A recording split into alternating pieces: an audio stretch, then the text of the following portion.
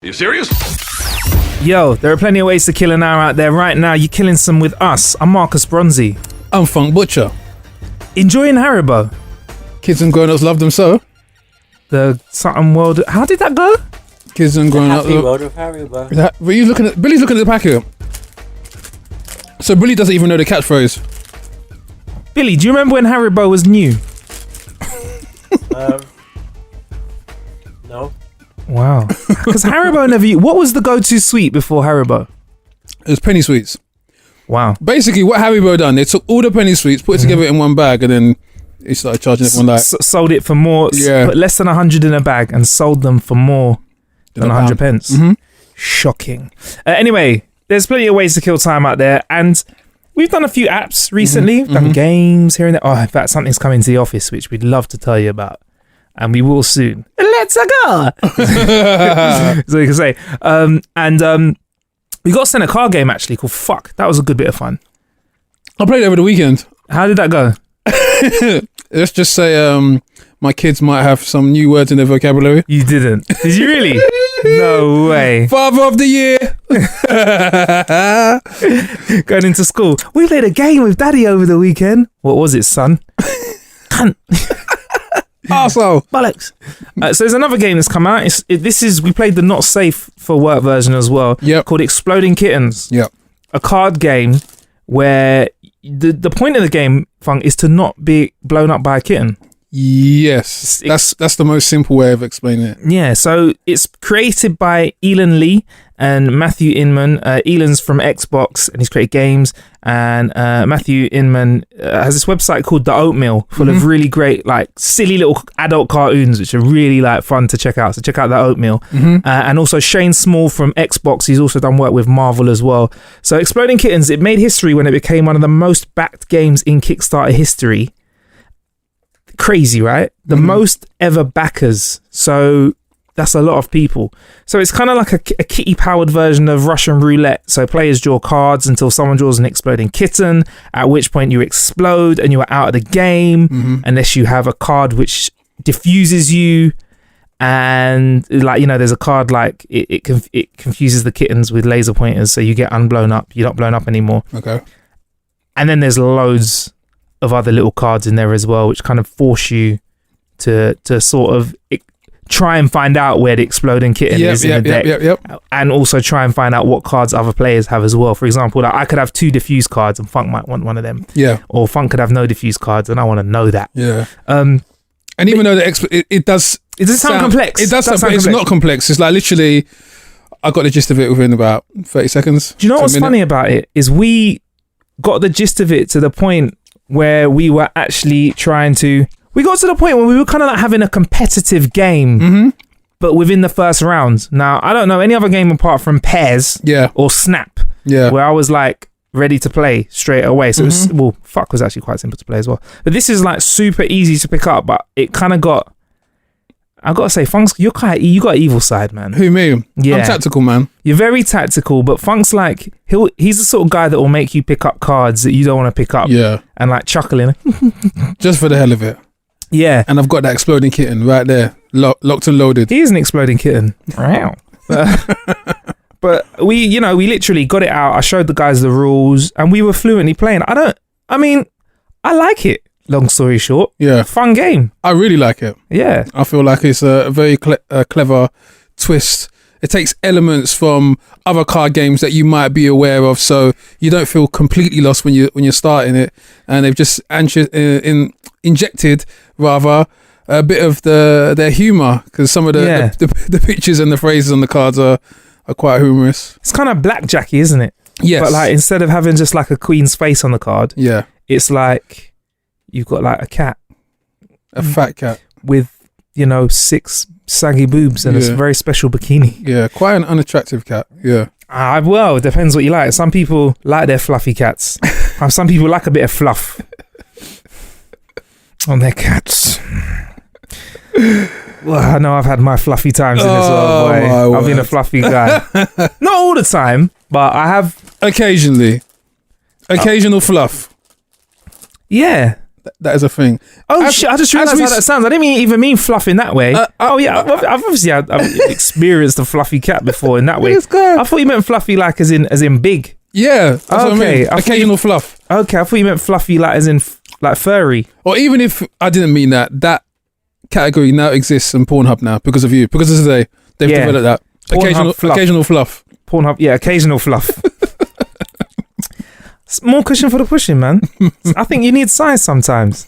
So yeah, Exploding Kittens, I really, really liked it. Fun game. Like you said, it kind of takes elements of blackjack. I think you can really see the strategic game minds of the people that developed it that were like from the gaming world. You can kind of see that come across in the game, like Elon Lee and Shane Small, because it's a fun game to play. Yeah. And then obviously Matthew Inman just makes the cards really funny. Like you could pause for a second and just read your cards. Yeah. And start cracking up because the animations are crazy. And the NFSW one and not safe for work version is like a whole new level. Okay. As well, there was someone we played, the one with the super saggy boobs in it. Yes.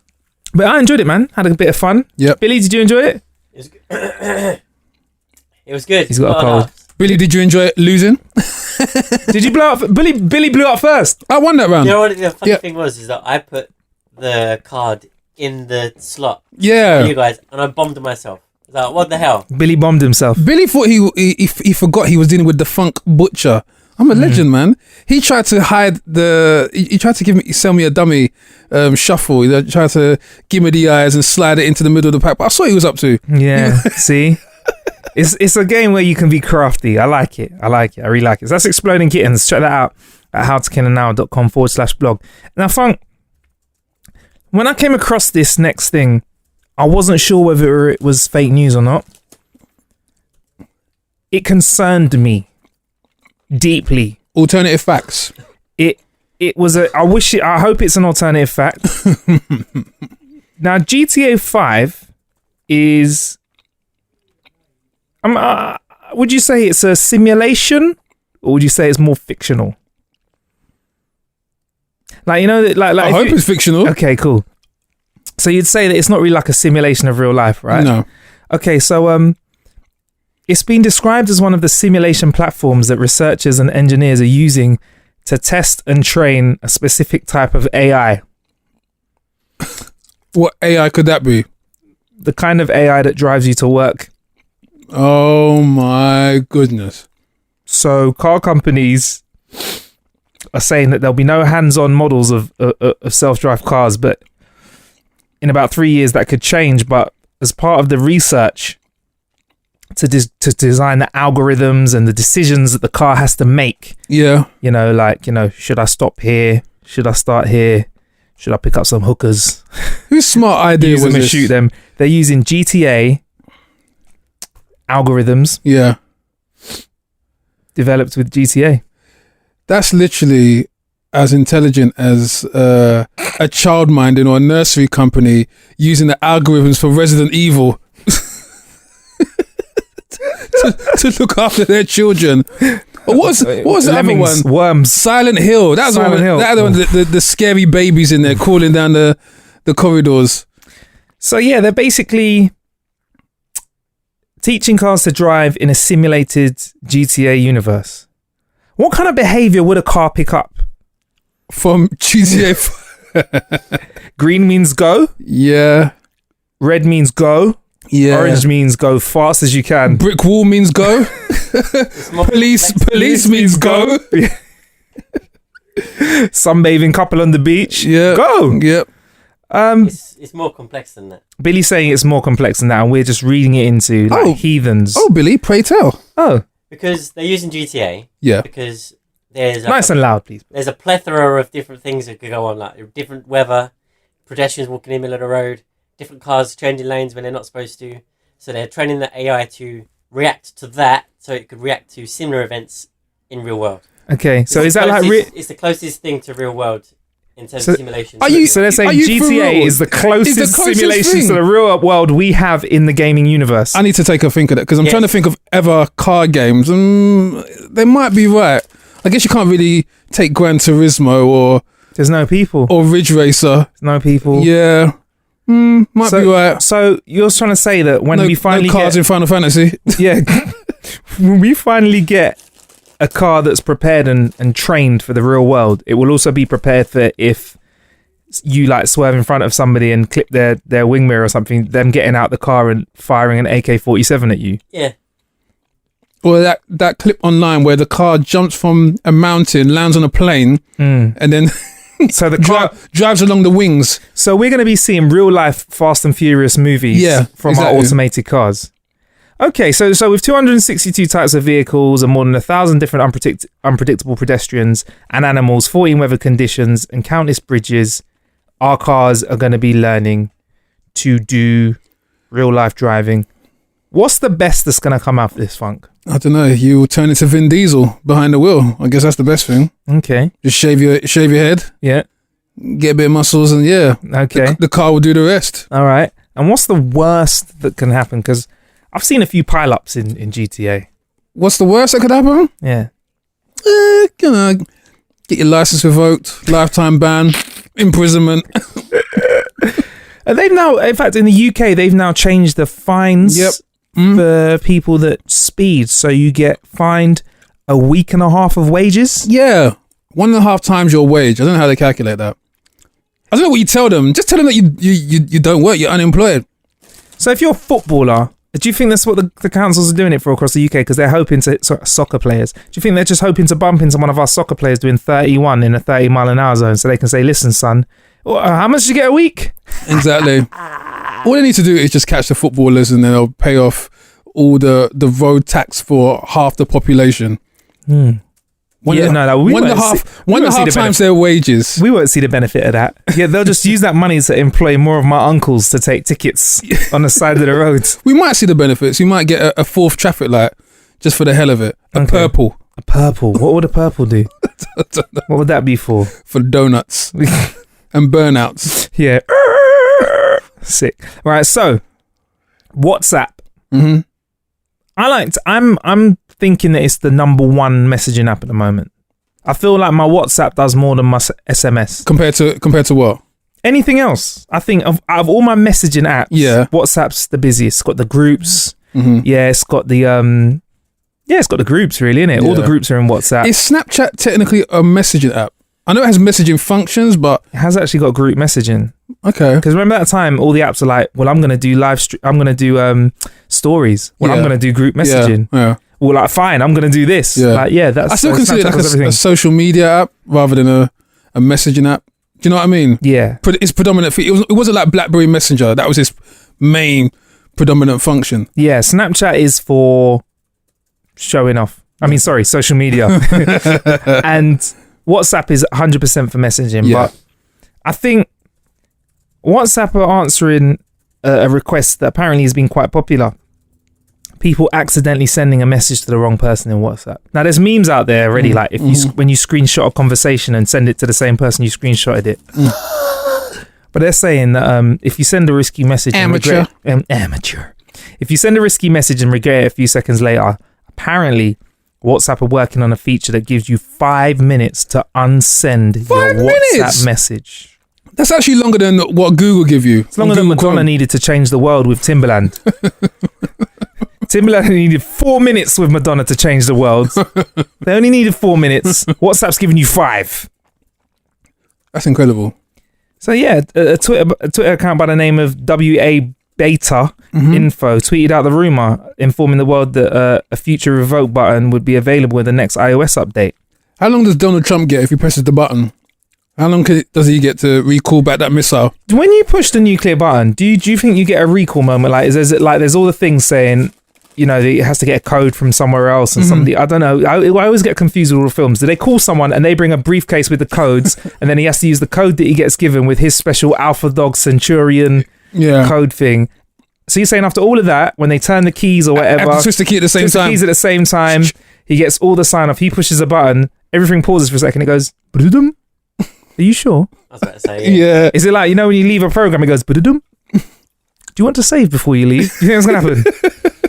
Do you want to save North Korea before you leave? Yeah. Or when you try and reload a page on a questionnaire app or a questionnaire online or something, it goes, "Dum." Are you sure you want to reload the page? You reckon that will happen? Nah, it's gone. Yeah. think the great thing I about think they took all those fail-safe checks out. If you live, here's the great thing about living in a city or living in the countryside. If you're in between, you're fucked. But if you're living in a city and you get blown up, it's cool. Like we're here today. Yeah. Hey, there's plenty of ways to kill an hour out there. Thank you for. That's all it'll be like. Yeah. If you're in the countryside, you're kind of away from it. But if you're like in those sort of in between city and countryside, there's nuclear fallout. So your cousin's gonna grow an extra arm. why is that? Your skin's gonna fall off because you get all the nuclear fallout. Why is that a negative?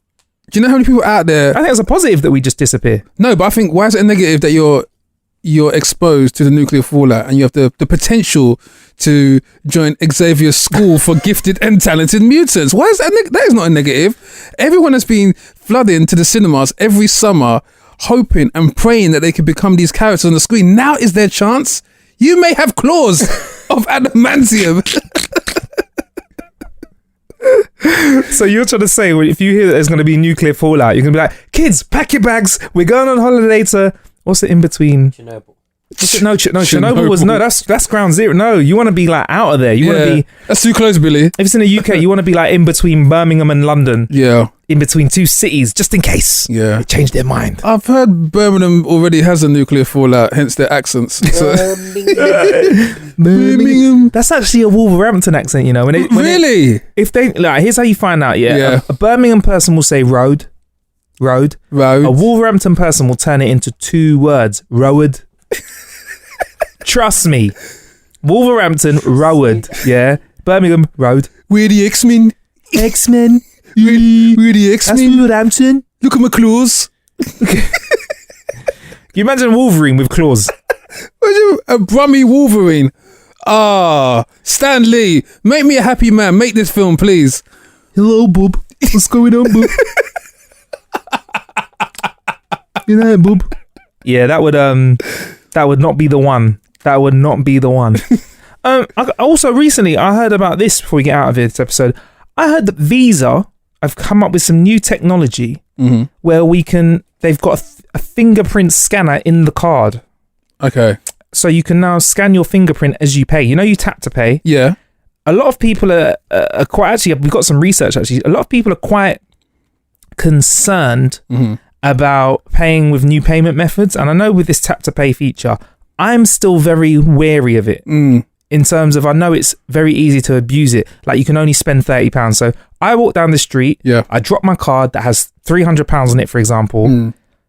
It's not like after somebody goes and buys a £30 meal, they can't tap it anymore. They can go around the corner and get a £30 round of drinks. Yeah. Go to Argos and get a £30 game. I've heard that you can extend that £30 limit depending on your bank. So you can do it 5 times as well in one day. So if I drop 150 quid on, or if I drop my card, somebody can only rip me off for 150 quid. That's still 150 quid that I might not get back though.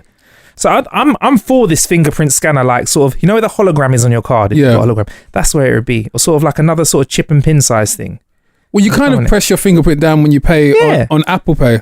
I'd like, yes. Yeah, that's so true. it's a I don't similar know if I want my phone with all that info in it though. Are you an Apple Pay connoisseur? Yeah.